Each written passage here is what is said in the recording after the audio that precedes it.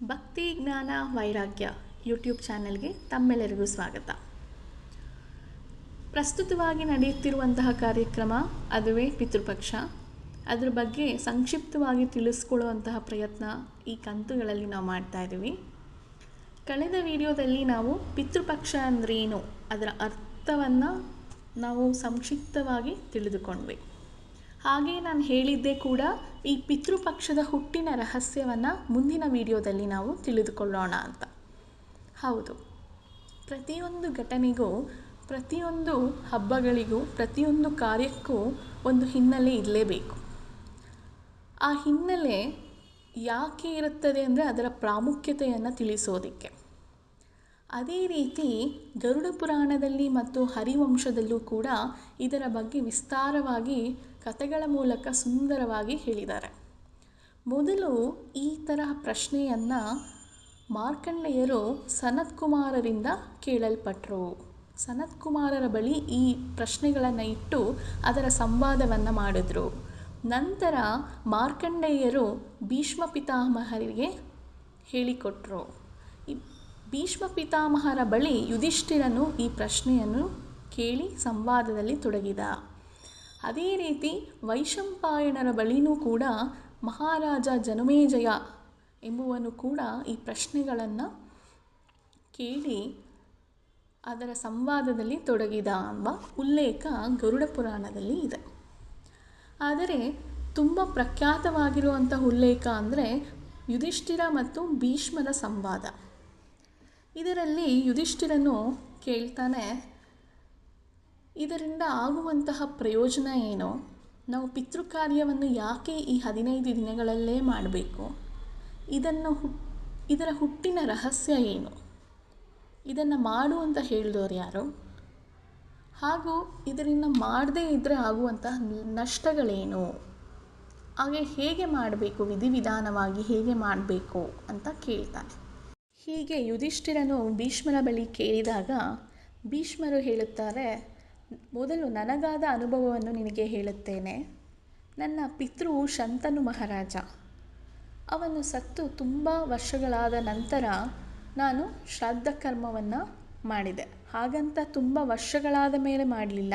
ಪ್ರತಿ ವರ್ಷವೂ ಶ್ರಾದ್ದ ಕರ್ಮವನ್ನು ಮಾಡಿಕೊಂಡು ತುಂಬ ವರ್ಷಗಳಾದ ಮೇಲೆ ಮಾಡುವಂತಹ ಕಾರ್ಯದಲ್ಲೂ ಪಿಂಡ ಪ್ರದಾನವನ್ನು ನಾನು ಮಾಡಲಿಕ್ಕೆ ಅಂತ ಗುರು ಹಿರಿಯರು, ಬ್ರಾಹ್ಮಣರು ಎಲ್ಲರೂ ಆ ಕಾರ್ಯಕ್ರಮದಲ್ಲಿ ಭಾಗಿಯಾಗಿದ್ವಿ. ಇನ್ನೇನು ಪಿಂಡ ಪ್ರದಾನವನ್ನು ಮಾಡಬೇಕು ಅನ್ನುವ ಸಂದರ್ಭದಲ್ಲಿ ಭೂಮಿ 2 ಭಾಗವಾಗಿ ಬಿರುಕು ಬಿಡುತ್ತೆ. ಆ ಭೂಮಿ ಬಿರುಕು ಬಿಟ್ಟದ್ದನ್ನು ನೋಡಿ ನನಗೆ ತುಂಬ ಆಶ್ಚರ್ಯ ಆಗತ್ತೆ. ಹಾಗೂ ಅಲ್ಲಿ ನಿಂತಿದ್ದ ಎಲ್ಲ ಬ್ರಾಹ್ಮಣರಿಗೂ ಗುರು ಹಿರಿಯರಿಗೂ ತುಂಬ ಆಶ್ಚರ್ಯವಾಗಿ ಭಯಭೀತರಾಗಿ ಸ್ವಲ್ಪ ದೂರ ಓಡಿ ಹೋಗ್ತಾರೆ. ನಂತರ ಬಿರುಕು ಬಿಟ್ಟಿದ್ದ ಜಾಗದಿಂದ ಒಂದು ಉದ್ದವಾದ ಕೈ ಹಸ್ತ ಚಾಚಿರುವಂತೆ ಕಾಣಿಸುತ್ತೆ. ಆ ಹಸ್ತ ಚಾಚಿರುವ ಕೈಯನ್ನು ನೋಡಿದಾಗ ನನ್ನ ಪಿತೃವಾದ ಶಂತನು ಮಹಾರಾಜನದ್ದೇ ಆ ಕೈ ಎಂಬ ಕೈ ಎನ್ನುವುದನ್ನು ನಾನು ದೃಢಪಡಿಸಿಕೊಳ್ಳುತ್ತೇನೆ. ಯಾಕಂದರೆ ನನ್ನ ತಂದೆ ಏನೇನು ಆಭರಣಗಳನ್ನ ಹಾಕ್ಕೊತಿದ್ರೋ ಆ ಕೈ ಮೇಲೆ ಆ ಆಭರಣಗಳು ಹೊಳಿತಾ ಇತ್ತು. ಇದನ್ನು ನೋಡಿದ ದೂರ ಹೋಗಿದ್ದ ಎಲ್ಲ ಬ್ರಾಹ್ಮಣರು, ಗುರು ಹಿರಿಯರು ಹತ್ತಿರ ಬರ್ತಾರೆ ಪುನಃ ಪಿತೃಕಾರ್ಯವನ್ನು ಮಾಡಲಿಕ್ಕೆ. ನಂತರ ಒಂದು ಶರೀರವಾಣಿ ಆಗುತ್ತೆ. ಅದು ನನ್ನ ತಂದೆಯೇ ಹೇಳುತ್ತಾರೆ, ಎಲೈ ಪುತ್ರನೇ, ನಿನ್ನ ಶ್ರಾದ್ದ ಕರ್ಮವನ್ನು ಪ್ರತಿ ವರ್ಷವನ್ನು ಸ್ವೀಕರಿಸುತ್ತಿದ್ದೇನೆ. ಹಾಗೆಯೇ ಈ ವರ್ಷವೂ ಕೂಡ ನಾನು ಬಂದು ನಿನ್ನ ಪಿಂಡ ಪ್ರದಾನವನ್ನು ನಾನೇ ಸ್ವೀಕರಿಸಲು ಮುಂದಾಗಿದ್ದೇನೆ. ನನ್ನ ಹಸ್ತ ಚಾಚಿರುವಂತಹ ಕೈಯ ಮೇಲೆ ನಿನ್ನ ಮಾಡುತ್ತಿರುವಂಥ ಪಿಂಡವನ್ನು ಇಡು ಅಂತ ಕೇಳಿಕೊತಾರೆ. ಇದನ್ನು ಕೇಳಿದ ಬ್ರಾಹ್ಮಣರೆಲ್ಲರೂ ತುಂಬ ಖುಷಿ ಪಡ್ತಾರೆ, ಒಂದು ಕಡೆ ಭಯನೂ ಪಡ್ತಾರೆ. ಎಷ್ಟು ಅದೃಷ್ಟ ಮಾಡಿದ್ಯಾ ಭೀಷ್ಮರೇ, ನೀವು ಸ್ವತಃ ತಂದೆಯೇ ನಿಮ್ಮ ಪಿಂಡವನ್ನು ನೀವು ಇಡುವಂತಹ ಪಿಂಡವನ್ನು ಸ್ವೀಕರಿಸಲು ಬಂದಿದ್ದಾರೆ. ಎಷ್ಟು ಪುಣ್ಯವಂತರು ನೀವು ಎಂದು. ಆದರೆ ಭೀಷ್ಮರು 525 ವರ್ಷಗಳ ಕಾಲ ಸತತವಾಗಿ ಜ್ಞಾನ ಉಪದೇಶ ಹಾಗೂ ಮಹಾಭಾರತದ ಕತೆಗೆ ಪಿತಾಮಹರಾದರವರು. ಇವತ್ತಿನ ಯೂನಿವರ್ಸಿಟಿಗಳು ಏನೇನಿದವೋ ಅದು ಅವರ ಜ್ಞಾನಕ್ಕೆ 1%ಗೂ ಕಂಪೇರ್ ಮಾಡಲಿಕ್ಕಾಗಲ್ಲ. ಅಷ್ಟು ಜ್ಞಾನವಂತರು, ಅಷ್ಟು ನಿಷ್ಠಾವಂತರು, ಅಷ್ಟೇ ಧಾರ್ಮಿಕವಾದ ವಿಷಯಗಳಲ್ಲಿ ತುಂಬ ಕಟ್ಟುನಿಟ್ಟಾಗಿ ವಿಧಿವತ್ತಾಗಿ ಎಲ್ಲವನ್ನು ಪಾಲಿಸುವಂತಹ ಭೀಷ್ಮ ಪಿತಾಮಹರಾಗಿರ್ತಾರೆ. ಅವ್ರು ಹೇಳ್ತಾರೆ, ಆಗ ನಾವು ಕೂಡ ನಾವು ಏನಾದ್ರು ಶ್ರಾದ್ದ ಕರ್ಮವನ್ನು ಮಾಡಬೇಕಾದ್ರೆ ಈ ಥರ ಏನಾದ್ರು ಭೂಮಿ ಬಿರುಕು ಬಿಟ್ಟು ನಮ್ಮ ಪಿತೃಗಳು ಬಂದು ಪಿಂಡ ಪ್ರದಾನವನ್ನು ನಾನು ಸ್ವೀಕರಿಸೋಕ್ಕೆ ಬಂದಿದ್ದೀನಿ, ನೀನು ಮಾಡಿರೋ ಆಹಾರನೋ ಅಥವಾ ಪಿಂಡವನ್ನು ನನಗೆ ಕೊಟ್ಬಿಡು, ನನ್ನ ಕೈಯಲ್ಲಿಡು ಅಂದರೆ ನಾವು ಎಷ್ಟು ಭಾವುಕರಾಗಿ ಕಣ್ಣಲ್ಲಿ ನೀರು ತುಂಬಿಕೊಂಡು ಅವರನ್ನು ಕಳ್ಕೊಂಡಿರೋ ನೋವಿನ ಜೊತೆಗೆ ಪುನಃ ಬಂದರು ಅಂತ ನಾವು ಮಾಡಿರೋ ಆಹಾರನೆಲ್ಲ ಅವ್ರ ಕೈಗಿಟ್ಬಿಡ್ತಾ ಇದ್ವೇನೋ. ಆದರೆ ಭೀಷ್ಮರು ಹಾಗೆ ಮಾಡಲ್ಲ. ಅಲ್ಲಿ ನೆಲೆಸಿರುವ ಬ್ರಾಹ್ಮಣರು, ಗುರು ಹಿರಿಯರು ಎಲ್ಲರೂ ಹೇಳ್ತಾರೆ, ನಿನ್ನ ತಂದೆಯೇ ಬಂದು ಪ್ರತ್ಯಕ್ಷವಾಗಿ ಕೇಳ್ತಿದ್ದಾರೆ ಅಂದಮೇಲೆ ನೀನು ಕೊಡುವುದರಲ್ಲಿ ಏನು ತಪ್ಪೇನಿಲ್ಲ ಭೀಷ್ಮರೇ, ಮುಂದುವರಿಸಿ ಅಂತ. ಆದರೆ ಭೀಷ್ಮರು ಒಪ್ಪುವುದಿಲ್ಲ. ನಾನು ಯಾವುದೇ ಕಾರಣಕ್ಕೂ ವಿಧಿಯ ಕ್ರಮ ಏನಿದೆ, ಶ್ರಾದ್ದ ಕರ್ಮಗಳೇನಿವೆ ಅದನ್ನು ನಾನು ಉಲ್ಲಂಘನೆ ಮಾಡುವುದಿಲ್ಲ. ನಾನು ದರ್ಬೆಯ ಮೇಲೆ ಪಿಂಡ ಪ್ರದಾನ ಮಾಡುತ್ತೇನೆ. ನೀವು ಬಂದಿರುವುದು ನನಗೆ ಸಂತೋಷ, ಆದರೆ ನಾನು ಈ ವಿಧಿಯ ಕ್ರಮವಾಗಿರುವಂತಹ ಶ್ರಾದ್ದವನ್ನು ಏನು ನಾವು ಆಹಾರವನ್ನು ನಿಮಗೆ ಕೊಡಬೇಕೋ ಅದನ್ನು ನಿಮಗೊಬ್ಬರಿಗೆ ನಾವು ಕೊಡುವುದಕ್ಕೆ ಮೀಸಲಾಗಿಲ್ಲ. ಇದನ್ನು ಮೊದಲು ಶ್ರಾದ್ದ ದೇವತೆ ಅಂದರೆ ಸೂರ್ಯನ ಪುತ್ರ ವಿವಸ್ವಾನ್ ಎಂಬುವವರೇ ಶ್ರಾದ್ದ ದೇವತೆ ಅಂತ ಕರಿತೀವಿ. ನಂತರ ಪಿತೃದೇವತೆಗಳಿಗೆ ಅರ್ಪಣೆಯಾಗಿ ಅವರಿಗೆ ತರ್ಪಣೆಯನ್ನು ಕೊಟ್ಟು ನಂತರ ನಿಮಗೆ ಪಿಂಡ ಪ್ರದಾನವನ್ನು ಮಾಡಬೇಕು. ಆದ್ದರಿಂದ ನಾವು ಕೊಡುವಂಥ ಆಹಾರ ನಿಮ್ಮೊಬ್ಬರಿಗೆ ಅಲ್ಲ ಪಿತೃಗಳೇ, ನನ್ನನ್ನು ಕ್ಷಮಿಸಿ, ನಾನು ವಿಧಿಯನ್ನು ಉಲ್ಲಂಘನೆ ಮಾಡುವುದಿಲ್ಲ ಎಂದು ದರ್ಬೆಯ ಮೇಲೆ ಪಿಂಡವನ್ನು ಇಡ್ತಾರೆ. ಹೀಗೆ ಮಾಡೋದ್ರಿಂದ ಶಂತನು ಮಹಾರಾಜನಿಗೆ ಬಹಳಷ್ಟು ಸಂತೋಷ ಆಗತ್ತೆ. ನಾನೇ ಬಂದು ಸ್ವತಃ ಪ್ರೀತಿಯ ಪುತ್ರನ ಬಳಿ ಪಿಂಡ ಪ್ರದಾನ ಕೇಳಿದರೂ ಕೂಡ ನನ್ನ ಮಗನು ನಾನು ಮಾಡಿದಂತಹ ಕಾರ್ಯವನ್ನು ತಪ್ಪು ಎಂದು ಹೇಳಿ ಯಾವುದೇ ಕಾರಣದಲ್ಲೂ ಯಾವುದೇ ಸಂದರ್ಭದಲ್ಲೂ ವಿಧಿಯ ಉಲ್ಲಂಘನೆ ಮಾಡಲಿಲ್ಲ. ಇದರಿಂದ ನಾನು ತುಂಬ ಸಂತುಷ್ಟನಾಗಿದ್ದೇನೆ. ಆದ್ದರಿಂದ ಶ್ರಾದ್ದ ದೇವರು ಪಿತೃದೇವತೆಗಳು ಕೂಡ ಹಾಗೂ ಶಂತನು ಮಹಾರಾಜನು ಹೇಳ್ತಾನೆ, ನೀನು ಯಾವುದೇ ಯುದ್ಧದಲ್ಲಿ ಶತ್ರುಗಳೊಂದಿಗೆ ಪರಾಜಯನಾಗಿ ಉಳಿಯದೆ ಯಾವಾಗಲೂ ಜಯಶಾಲಿಯಾಗು ಎಂದು ಆಶೀರ್ವಾದ ಮಾಡಿ ಹೋಗ್ತಾರೆ. ಇದರಿಂದ ನಮಗೆ ಏನು ಗೊತ್ತಾಯಿತು ಅಂತ ಹೇಳಿದ್ರೆ, ಪಿತೃಕಾರ್ಯದ ಮಹತ್ವ ಗೊತ್ತಾಯಿತು, ಹಾಗೂ ಇದ್ರ ವಿಧಿವಿಧಾನ ಏನೇನಿದೆ ಅದರಂತೆ ಪಾಲಿಸಬೇಕು ಅನ್ನೋದು ನಮಗೆ ಗೊತ್ತಾಯಿತು. ಹಾಗೆ ಪಿತೃಗಳಿಗೆ ನಾವು ಆಹಾರ ನೀಡೋದ್ರಿಂದ ನಮಗೆ ಎಂತಹ ಆಶೀರ್ವಾದ ಸಿಗುತ್ತೆ ಅನ್ನೋದು ಗೊತ್ತಾಯಿತು. ಹೀಗೆ ಯುಧಿಷ್ಠಿರರ ಭೀಷ್ಮರ ಸಂವಾದ ಗರುಡ ಪುರಾಣದಲ್ಲಿ ಬಹಳ ಪ್ರಮುಖವಾಗಿ ಉಲ್ಲೇಖವಾಗಿದೆ. ಇದೇ ಥರ ಮಹಾಭಾರತದಲ್ಲಿ ದಾನಶೂರನಾಗಿ ಹೆಸರನ್ನೇ ಮಾಡಿದ ಕರ್ಣನು ಎಲ್ಲ ದಾನವನ್ನು ಮಾಡಿ ಕುರುಕ್ಷೇತ್ರದಲ್ಲಿ ತನ್ನ ಸ್ನೇಹಿತನಿಗಾಗಿ ದುರ್ಯೋಧನಿಗಾಗಿ ಜಯಬೇರಿಯನ್ನು ಬಾರಿಸೋಕೆ ಕುರುಕ್ಷೇತ್ರದಲ್ಲಿ ಪಾಂಡವರನ್ನು ಎದುರಾಡಿಕೊಂಡು ತನ್ನ ತಾಯಿಯ ಮಾತನ್ನೂ ಕೇಳದೆ, ಅಂದರೆ ಕುಂತಿಯ ಮಾತನ್ನೂ ಕೇಳದೆ ತನ್ನ ಸ್ನೇಹಿತನಿಗಾಗಿ ಯುದ್ಧಕ್ಕೆ ಇಳಿದು ಮರಣವನ್ನು ಒಪ್ತಾನೆ.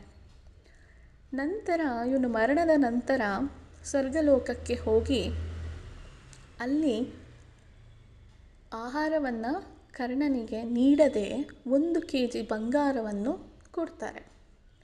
ಎಲ್ಲರಿಗೂ ಆಹಾರವನ್ನು ಕೊಡ್ತಾರೆ, ಆದರೆ ಕರ್ಣನಿಗೆ ಆಹಾರ ಸಿಗದೆ ಬರೀ ಬಂಗಾರವನ್ನು ಮಾತ್ರ ನೀಡ್ತಾರೆ. ಅದನ್ನು ನೋಡಿ ಕರ್ಣನು ತುಂಬ ಆಶ್ಚರ್ಯವಾಗ್ತಾನೆ. ಇದನ್ನು ಇಂದ್ರನ ಬಳಿ ಕೇಳ್ತಾನೆ, ಯಾಕೆ ನನಗೆ ತಿನ್ನಲು ಆಹಾರ ಕೊಟ್ಟಿಲ್ಲ, ಬರೀ ಚಿನ್ನಾಭರಣಗಳನ್ನು ಕೊಟ್ಟಿದ್ದೀರಲ್ಲ ಅಂತ.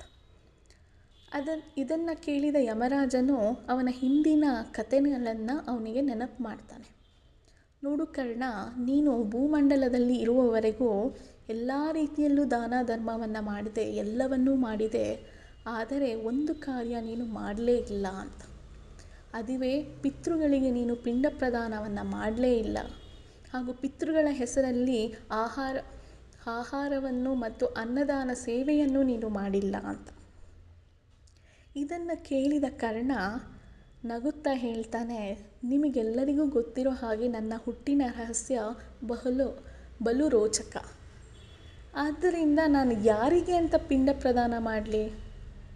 ನನ್ನವರು ಯಾರು ಅಂತ ನನಗೆ ಗೊತ್ತೇ ಇಲ್ವಲ್ಲ, ನನ್ನ ಪೂರ್ವಿಕರು ಯಾರು ಅಂತ ಎಂಬುದೇ ನನಗೆ ಗೊತ್ತಿಲ್ಲ. ಇದನ್ನು ಕೇಳಿದ ಇಂದ್ರ ಮತ್ತು ಯಮ, ಹೌದು, ಕರ್ಣ ಹೇಳುತ್ತಿರೋದು ಸತ್ಯ. ನೀನು ಯೋಚಿಸಬೇಡ ಕರ್ಣ, ಈಗ ನಡೆಯುತ್ತಿರುವಂತಹ ಪಿತೃಪಕ್ಷದಲ್ಲಿ ನಿನ್ನನ್ನು ಪುನಃ ಭೂಮಂಡಲಕ್ಕೆ ಕಳಿಸ್ತೀವಿ. ಅಲ್ಲಿ ನೀನು ಕುರುಕ್ಷೇತ್ರದಲ್ಲಿ ಯಾರ್ಯಾರು ದೊಡ್ಡ ದೊಡ್ಡ ಗುರು ಹಿರಿಯರು ಇದ್ದರೋ, ಪೂರ್ವಿಕರಿದ್ದರೋ, ಪಿತೃಗಳು ಅಂತ ನಿನ್ನ ಮನಸ್ಸಿನಲ್ಲಿ ಭಾವಿಸಿದ್ಯೋ ಅವರಿಗೆಲ್ಲ ಪಿಂಡ ಪ್ರದಾನವನ್ನು ಮಾಡು. ಅವರ ಹೆಸರಿನಲ್ಲಿ ಅನ್ನದಾನ ಸೇವೆಯನ್ನು ಮಾಡು. ಪಶು ಪಕ್ಷಿಗಳಿಗೆ, ಪ್ರಾಣಿಗಳಿಗೆ ಆಹಾರ ದಾನವನ್ನು ಮಾಡು. ನಂತರ ನಿನಗೆ ಇಲ್ಲಿ ಆಹಾರವು ದೊರೆಯುತ್ತದೆ ಎಂದು ಅವನನ್ನು ಪುನಃ ಭೂಲೋಕಕ್ಕೆ ಕಳಿಸ್ತಾರೆ.